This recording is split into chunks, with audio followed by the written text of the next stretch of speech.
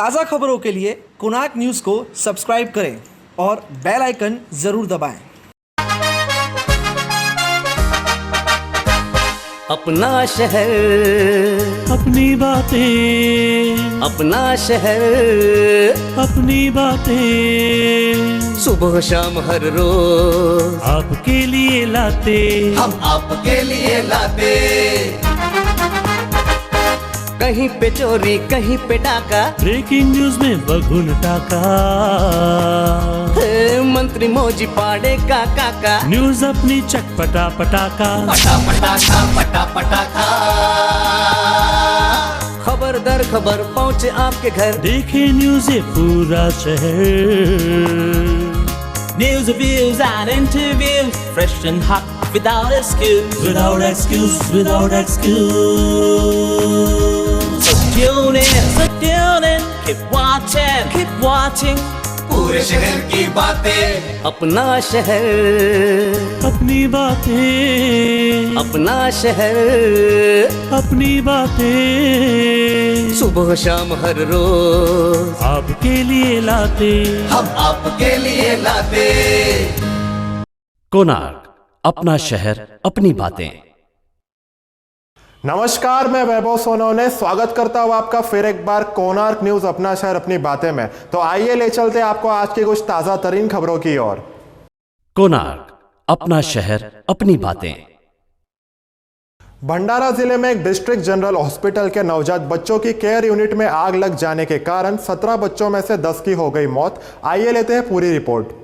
महाराष्ट्र के भंडारा जिले में एक अस्पताल के सिक न्यू बर्न यूनिट सेंटर में आग लगने की वजह से 10 बच्चों की मौत हो गई। आग शुक्रवार और शनिवार की मध्य रात्रि करीब 2 बजे लगी थी। हालांकि आग लगने के बाद 17 में से 7 बच्चों को बचा लिया गया। इस बीच महाराष्ट्र सरकार ने मृतक बच्चों के परिजनों को 5-5 लाख रुपए का मुआवजा देने का ऐलान किया है। जानकारी के अनुसार सिक न्यू बर्न केयर सेंटर में जिस वक्त आग लगी वहां कुल 17 नवजात बच्चे मौजूद थे। आग लगने की सूचना मिलने के बाद आनन फानन में फायर ब्रिगेड को फोन किया गया, लेकिन 10 बच्चों की आग में झुलसकर मौत हो गई। हालांकि इसके बाद 7 मासूम बच्चों को कामयाबी के साथ निकाला गया। आपको बता दें कि इस घटना पर प्रधानमंत्री नरेंद्र मोदी ने ट्वीट कर परिवार वालों को संवेदनाएं जताई है और उम्मीद की है कि जल्द से जल्द जिंदगी में फिर सुधार आएगा। कोणार्क, अपना शहर, अपनी बातें। 11वीं क्लास के एडमिशन के लिए केवल अंतिम 9 दिन ही बचे हुए हैं। आइए पूरी जानकारी लेते हैं प्रकाश गुरनानी तथा हरीश सर से। जी सर, जिस तरीके से कोरोना पैंडेमिक में जो कि एडमिशन की प्रक्रिया थी उसमें बदलाव हुआ, ऑनलाइन एडमिशन की प्रक्रिया शुरू गई, लेकिन इसमें देखा जा रहा है कि जो विद्यार्थी उन्हें ऑनलाइन प्रक्रिया में एडमिशन लेने में काफ़ी दिक्कतें हो रही हैं। हाल ही में 10वीं की परीक्षाएँ हुई तो 11वीं में उन्हें एडमिशन लेने के लिए ऑनलाइन प्रक्रियाओं में काफ़ी दिक्कतें हो रही है। न्यू इंग्लिश एक गाइडलाइन सेंटर है, तो किस तरीके से जो है सूचना है विद्यार्थियों के लिए, उनके पेरेंट्स के लिए? मैं Prakash Gurnani, CEO of new English high school and junior college. मैं सभी पेरेंट्स को निवेदन करूंगा कि जिस तरह कोरोना का माहौल था, पैंडेमिक चल रहा है और डिले होता जा रहा है, जिस तरह बच्चों ने एग्ज़ाम दिए उसके बाद उनका डिले 3-4 महीने का पीरियड चला गया एडमिशन प्रोसेस में। अब बच्चे बहुत कुछ वंचित हैं जिन्होंने अपनी एडमिशन नहीं लिया है। कुछ हो सकता है गांव में रह गए हैं, गांव से अभी आ रहे हैं। कुछ बच्चों को न मालूम होने की वजह से उन्होंने उस प्रोसेस में भाग न लिया, लेकिन अभी गवर्नमेंट ने उसको लास्ट फाइनल प्रोसेस दिया है कि आप फर्स्ट कम फर्स्ट आप एडमिशन ले सकते हैं। तो और जो ATKT अभी एग्ज़ाम जो हुए उनके ATKT के जो बच्चे रह गए थे, फेलियर हो गए थे, उन्होंने री एग्ज़ाम दिए। अब उसमें भी अगर बच्चा 2 सब्जेक्ट में रह जाता है खाली, तो भी वो आके 11th प्रोसेस में एडमिशन ले सकता है। और ये लास्ट राउंड है, बच्चों को इसका फ़ायदा उठाना चाहिए, पेरेंट्स को इसका फ़ायदा उठाना चाहिए। New English high school and junior college एक गाइडेंस सेंटर है जो हमेशा बच्चों के लिए काम करता है, बच्चों को आगे ले जाने के लिए कोशिश करता है। तो मैं आपसे हाथ जोड़ के विनती करूँगा कि आप इस सेंटर पर आइए। किसी भी बात का आपको प्रॉब्लम है, किसी बात की भी आपको असुविधा महसूस हो रही है, तो आप आइए, हम आपको रास्ता बताएंगे जिससे बच्चे का पूरा साल का नुकसान ना होगा। बहुत बहुत धन्यवाद। देखिए, 11th स्टैंडर्ड के जो एडमिशन्स चल रहे हैं वो सब ऑनलाइन प्रोसेस रखा हुआ है। एजुकेशन डिपार्टमेंट ने मुंबई डिवीज़न MMR रीजन में सारे बच्चों के लिए ऑनलाइन एडमिशन प्रोसेस रखा है, जिसके राउंड 1, राउंड 2, राउंड 3 ये 3 राउंड्स कंप्लीट हो चुके हैं। उसके बाद स्पेशल राउंड 1 और स्पेशल राउंड 2 ये भी ख़त्म हो चुका है। बट अभी भी जो स्टैटिस्टिक्स वेबसाइट पे दिखता है, गवर्नमेंट की वेबसाइट पे ऑनलाइन एडमिशन्स के, उसमें ऐसा दिखाई देता है कि काफ़ी सारे बच्चे हैं जिनका एडमिशन प्रोसेस अभी तक नहीं हुआ है।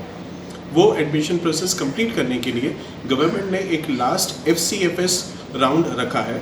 FCFS मतलब फर्स्ट कम फर्स्ट सर्व। तो जो स्टूडेंट्स जिस कॉलेज में एडमिशन लेना चाहते हैं, अगर उस पर्टिकुलर कॉलेज में वो पर्टिकुलर फैकल्टी में अगर सीट्स वैकेंट है तो बच्चा वहाँ पे अप्लाई करके अपने मेरिट के अनुसार एडमिशन वहाँ पे ले सकता है।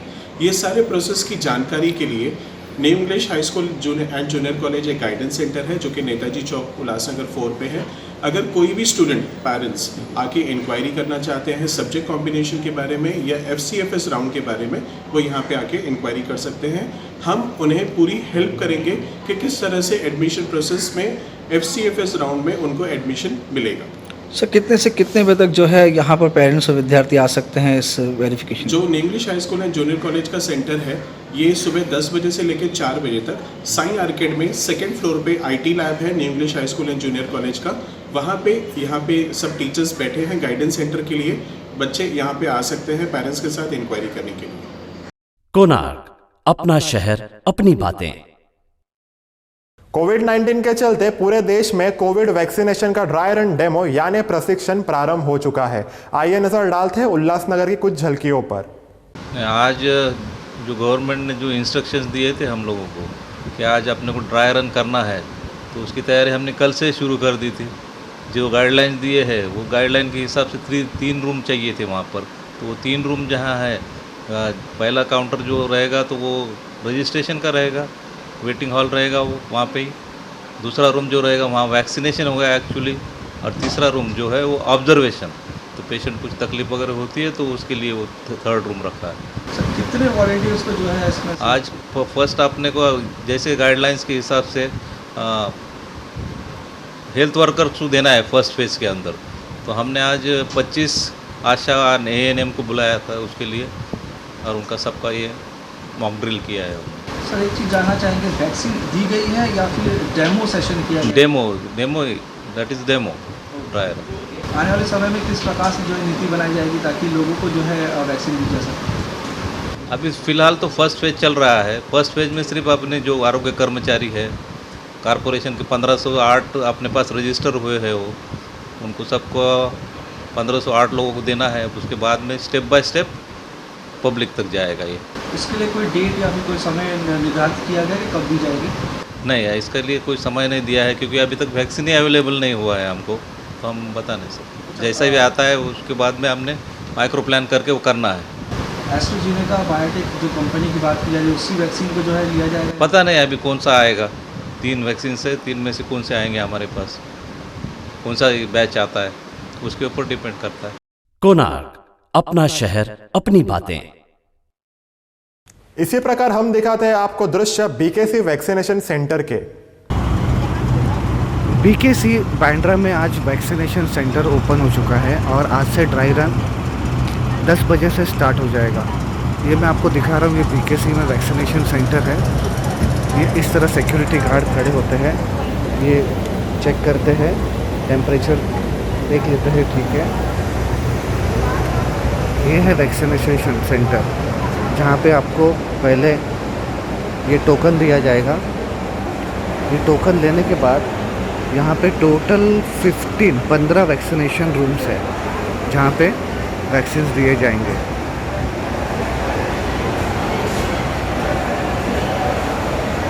ये जैसे आप देख रहे हैं अंदर एक असिस्टेंट है, डॉक्टर, ये फुल ट्रेंड है। जिसका नाम रजिस्टर्ड है उनको आज वैक्सीन दिया जाएंगे यहाँ पे। ये काफ़ी ह्यूज बनाया है और पूरे फैसिलिटीज़ है यहाँ पे, वेटिंग एरिया, रजिस्ट्रेशन काउंटर। ये BKC बांद्रा में एशियन हार्ट हॉस्पिटल के पास है।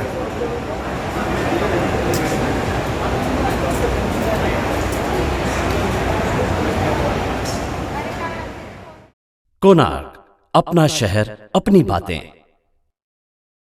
स्वच्छ भारत की शपथ लेकर स्वच्छता के काम नहीं करने वाले कर्मचारियों के खिलाफ लोगों के मन में रोष व्याप्त है। महानगर पालिका केवल साफ सफाई के काम सिर्फ कागज पे ही करती है। आइए लेते हैं पूरी खबर। हाल ही में कुछ दिन पहले हमने आपको खबर बताई थी कि किस प्रकार से उल्लासनगर महानगर पालिका के शासकीय कार्यालयों के बाहर खराब हालतें हैं, गंदगी का साम्राज्य बना हुआ है। ऐसे में नए साल में 1 जनवरी को उल्लासनगर महानगर पालिका में सभी अधिकारियों ने ये शपथ ली थी कि शहर को स्वच्छ बनाना है और ये शपथ स्वच्छ भारत अभियान के अंतर्गत ली गई थी। लेकिन सिर्फ शपथ लेने से ही क्या वाकई में ही शहर स्वच्छ हो पाएगा? ऐसे में हमने दौरा किया शहर के विभिन्न जगहों का, जहां पे हमें इस तरीके की तस्वीरें नजर आई। शहर में अब भी गंदगी का साम्राज्य है। वहीं पे प्रतिज्ञा लेने के बाद ही उल्लासनगर महानगर पालिका के अधिकारी किसी भी तरीके से काम करने में सक्षम नजर नहीं आ रहे। बेहाल अब देखना ये होगा कि आने वाले समय में क्या वाकई में शहर में स्वच्छता नजर आती है। इसमें नागरिकों को भी अपनी जिम्मेदारियां निभानी पड़ेगी, क्योंकि अधिकतर नागरिकों की लापरवाही के कारण शहर में गंदगी देखने मिल रही है। वहीं प्रशासन को भी अपनी मुहिम में तेजी लानी होगी, ताकि शहर में जो तस्वीरें नजर आ रही है वो बदल सकें। कोणार्क, अपना शहर अपनी बातें। उल्लासनगर को पत्रकारों का शहर माना जाता है, पर पत्रकार है जो पत्रकारिता के अलावा सब कुछ करते हैं। आइए जानते हैं क्या है कहना लोकशाही के चौथे स्तंभ के बारे में वरिष्ठ पत्रकार करण हिंदुस्तानी का। देखते हैं। उल्लासनगर के पत्रकार और उनकी पत्रकारिता। पिछले कुछ दिनों से उल्लासनगर में व्हाट्सएप पत्रकारिता बड़े जोरों से चल रही है। नाम के लिए पत्रकारों का व्हाट्सएप ग्रुप बनाकर हर छोटा बड़ा पत्रकार अपना पेपर इन ग्रुप में लोड कर रहा है। खबरों की बात करें तो कई पत्रकारों को सिर्फ अवैध निर्माण ही नजर आते हैं, तो कुछ भूतपूर्व पत्रकार मनपा के अधिकारियों के खिलाफ अपनी निजी दुश्मनी निकालते हुए इन ग्रुप का फायदा उठाते हैं। एक ही मुद्दा, एक ही अधिकारी, उसके बाद शहर के अवैध निर्माण, बस हो गई पत्रकारिता। मुझे तो एक ऐसे पत्रकार के बारे में पता चला है जो एक बांधकाम ठेकेदार के दोस्त को फोन पर कह रहा था कि अगर मुझे कुछ नहीं दिया तो बांधकाम तोड़वा दूंगा। यानी कि अब पत्रकार मनपा के अधिकारियों से बहुत बड़े हो गए हैं। किसी भी बांधकाम की तस्वीर खींचकर पत्रकारों के व्हाट्सएप ग्रुप में लोड करना कुछ पत्रकारों का पेशा बन गया है। उल्लासनगर में अब समस्या के रूप में सिर्फ मनपा का जनसंपर्क विभाग, अतिक्रमण विरोध विभाग ही बाकी रह गया है। बाकी शहर में सब कुछ ठीक चल रहा है। पत्रकारिता को बदनाम करने का घिनौना कार्य उल्लासनगर में हो रहा है। पत्रकारों के समूह में कुछ नेता लोग भी आ गए हैं, वह भी अपनी खुन्नस निकालते हुए कुछ भी लिख रहे हैं। पत्रकारों के ग्रुप में पत्रकारिता संबंधित मसला कम और दूसरों के जन्मदिन की बधाइयां संदेश ज्यादा दिखाई देते हैं। ऐसा नहीं है कि उल्लासनगर में अच्छा कार्य नहीं हो रहा है। वाल्दोई नदी की साफ सफाई करने के लिए जिस तरह से दायमा ग्रुप काम कर रहा है वह अपने आप में एक अनोखा कार्य है, लेकिन किसी पत्रकारों के समूह में इस सराहनीय काम को ढंग से लिखा नहीं गया। कल्याण डोंबिवली मनपा की तुलना में उल्लासनगर में कोरोना रोगियों की संख्या पर मनपा का नियंत्रण है, लेकिन उल्लासनगर के किसी पत्रकार के ग्रुप में इसका विश्लेषण नहीं किया गया और न ही कोई तारीफ की गई।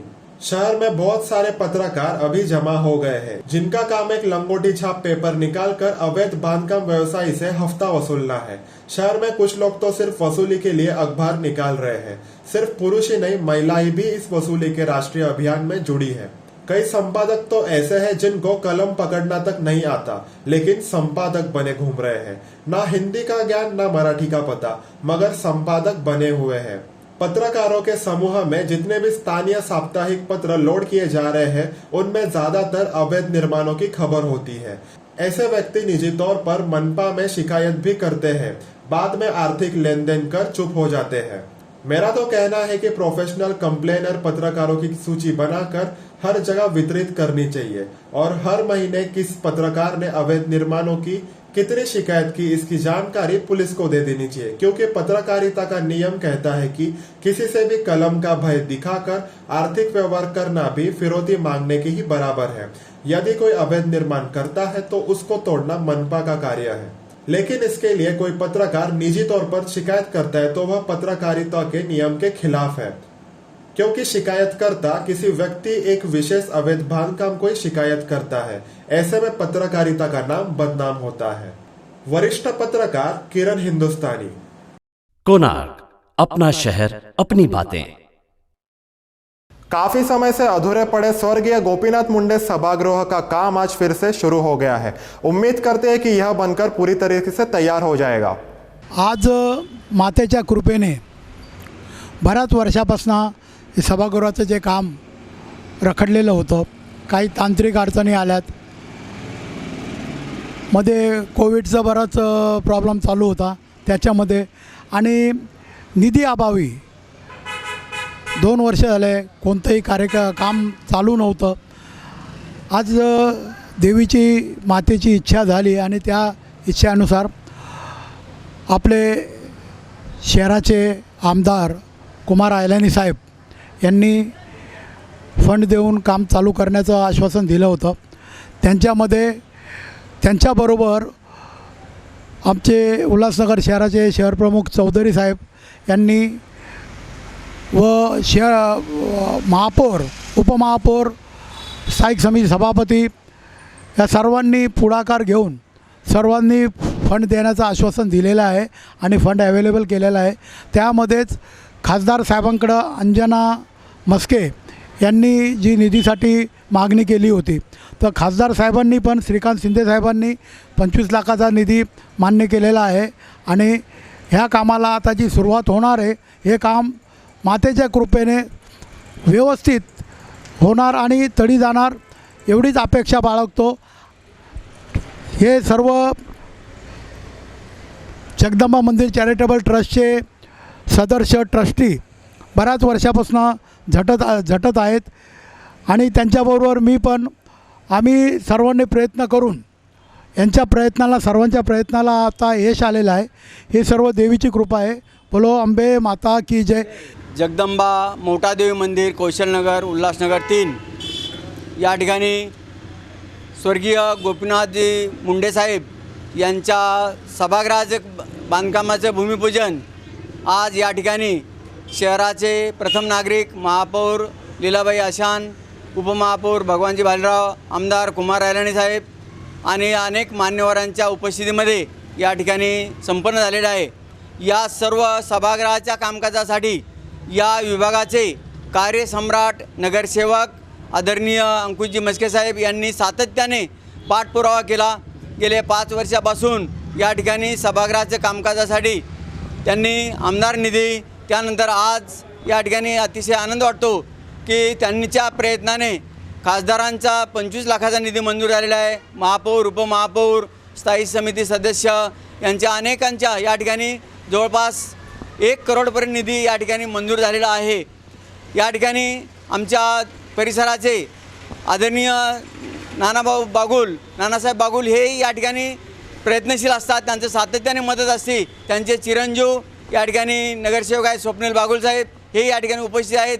त्यांचंही या मातेच्या प्रति अतिशय या ठिकाणी आनंदाने आणि प्रेमाने या ठिकाणी ते या मंदिराच्या कामकाजामध्ये सहभागी होतात.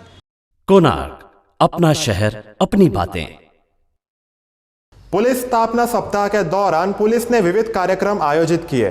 इसी क्रम में उल्लासनगर 1 के बिनबोझ हॉल में आयोजित किया साइबर क्राइम के विषय में जागृति शिविर. आइए देखते एक पूरी रिपोर्ट.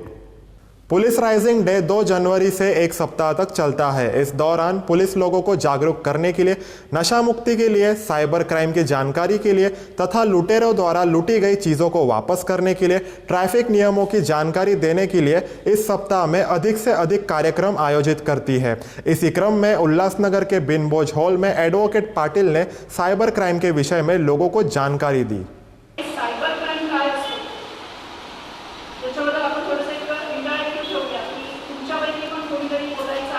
फक्त मी बोलणार आणि तुम्ही ऐकायचं असं नाही, मलाही तुमच्याकडनं ऐकायचं आहे की माझे पोलीस बांधव आणि भगिनी किती तयार आहेत या सायबर सिक्युरिटीसाठी. तर तुम्ही सुद्धा सांगायचं आहे की what do you mean by cyber crime किंवा सायबर सिक्युरिटी. सायबर क्राईम हा काय आहे?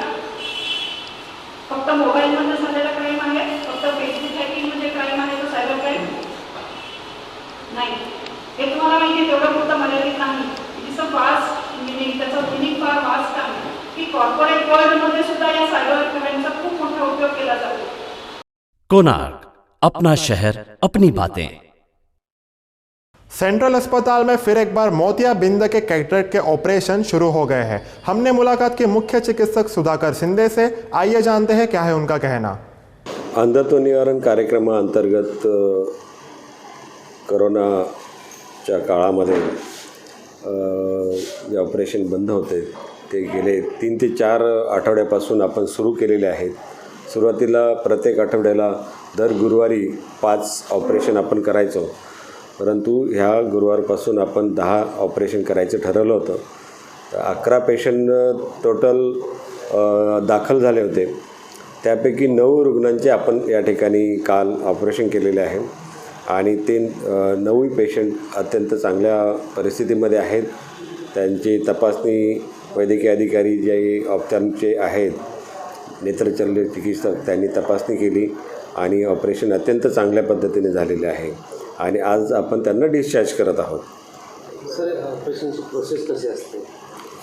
ऑपरेशनची प्रोसेस ज्यांना मोतीबिंदू डेव्हलप झालेला आहे आणि मोतीबिंदू मॅच्युअर्ड कॅटरॅक्ट आपण त्याला म्हणतो, परिपक्व झालेला आहे, अशा रुग्णांचे आपण सिलेक्शन करतो. आमचे ऑप्थॅल्मिक जे ऑफिसर्स आहेत तर ते त्यांची प्राथमिक तपासणी करतात. त्यानंतर नेत्रशल्य चिकित्सक त्यांची तपासणी करून त्यांचे लेन्सचे पॉवर्स काढले जातात आणि ॲनेस्थेटिस्ट जे आहेत ते तपासणी करून त्यांची फिटनेस देतात, फिजिशियन फिटनेस देतात आणि त्यानंतर आपण त्यांना ऑपरेशनसाठी पोस्ट करतो. सर, जे लेन्स राहतात त्या लेन्ससाठी चार्ज येत आहे, सगळं मोफत आहे? नाही, हे गव्हर्नमेंटमार्फत आपल्याला सप्लाय केलेलं जातो, त्याला कुठल्याही प्रकारे चार्ज नाही, मोफत आपण रुग्णांना देत असतो. सर, लेन्स कोणती वापरली जाते? लेन्स जे आहेत कॅटरॅक्टच्या सर्जरीनंतर ती लेन्स वापरली जाते. ऑप्थॅल्मिक जे सर्जन आहेत ते वापरतात. वेगवेगळ्या पॉवरच्या त्या लेन्स असू शकतात, वेगवेगळ्या किमतीच्या पण असतात. पण ते आपल्याकडे मोफत भेटतात? आपल्याकडे मोफत आपण त्यांना देतो ते. कोणार्क, अपना शहर अपनी बातें. महानगर पालिका के कर्मचारियों ने 7वां वेतन आयोग को लेकर अपना आंदोलन तेज कर दिया है. कर्मचारी संगठनों का आरोप है कि वरिष्ठ अधिकारी 7वां वेतन आयोग ले रहे हैं लेकिन हमें नहीं दे रहे. पहिलं तर आम्ही 21 तारखेला काम बंदसाठी आंदोलनाचं पत्र दिलं होतं की अधिकारी कर्मचाऱ्यांना की 7 वेतन शासनाने मान्य केले 10 डिसेंबर 2020च्या आदेशानुसार. तर ह्या त्यांनी सांगितलं की 1/11/2020 पासून द्या प्रत्यक्ष वेतनामध्ये. आणि त्या ठिकाणी नगरपालिकेला जरा काय अडचण येत होत्या. वेतन निश्चितीचं काम पूर्ण झालेलं हे तुम्हाला मी आवर्जून सांगतो आहे. काही लोक दिशाभूल करतात की वेतन निश्चित पूर्ण काम झालेलं नाही. तर आस्थापनाच्या सर्व कर्मचाऱ्यांनी, आरोग्याचे असतील ते सामान्य प्रशासन विभाग असतील, लेखा विभागाचे कर्मचारी असतील, यांनी सर्व वेतन निश्चितीचं काम ओके केलेलं आहे. आयुक्त साहेबांना आम्ही आंदोलन दिलं होतं की 12 तारखे आम्ही 7ला संप करणार आहे, पण काही तांत्रिक बाबीमुळे ते आंदोलन थोडं पुढं ढकललं 12 तारखेपर्यंत. आता आयुक्त साहेबांची चर्चा झाली, आम्ही आयुक्तांच्या आरत्या करणार होतो, पण आता आयुक्तांनी आमचा दया दाखवली कर्मचाऱ्यांवर. त्यांनी जाणलं कर्मचाऱ्याचं आणि त्यांनी सांगितलं आहे की बाबा भले पगाराला उशीर लागन, तुम्ही प्रत्येक कामगारांचं इंडिव्हिज्युअली लिहून द्या की मी उशिरा का होईना पगार घ्यायला तयार आहे, तर मी तुम्हाला 7 वेतन म्हणजे ते लागू करीन, पण उशीर होऊ शकतो. तर म्हणलं साहेब चालेल. कर्मचाऱ्यांच्या वतीने कर्मचारी लेखी देतील की बाबा आम्हाला उशिरा का होईना, भले पण पुढच्या महिन्याचा का होईना, आणि हा समजा 5 तारखेला पगार होऊ द्या किंवा 20 तारखेला होऊ द्या किंवा 25 तारखेला होऊ द्या, आम्ही पगार घेण्यास 7 वेतनचा तयार आहे. तसं प्रत्येक कर्मचारी अर्ज देणार आहे. विरोधी पक्षनेता सन्माननीय किशोर वनवारींनी यांच्यासाठी आम्ही धन्यवाद देतो आणि या ठिकाणी शासन प्रशासन यांचा पण धन्यवाद देतो. जे सर्व महापौर अधिक जे पदाधिकारी आहेत यांचा सगळ्यांचा धन्यवाद देतो, कारण हे आमच्यासोबत आहेत.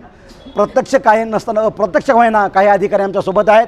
या ठिकाणी अक्षरशः मी नाव घेत नाही काही अधिकाऱ्यांचे, पण त्या अधिकाऱ्यांनी खूप चांगलं सहकार्य करण्यासाठी मार्गदर्शन केलं आणि अक्षरशः सत्याचा विजय झाला.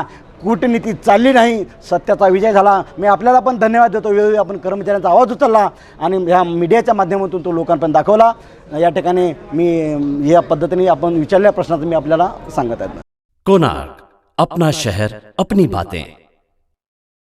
तो ये थी आज की कुछ ताज़ा तरीन खबरें. फिर मिलेंगे आपको नए खबरों के साथ. तब तक के लिए अगर आपके इलाके में कोई भी घटना घटित हो रही है उसकी सूचना आप हमें दे सकते हैं नीचे दिए गए नंबरों पर.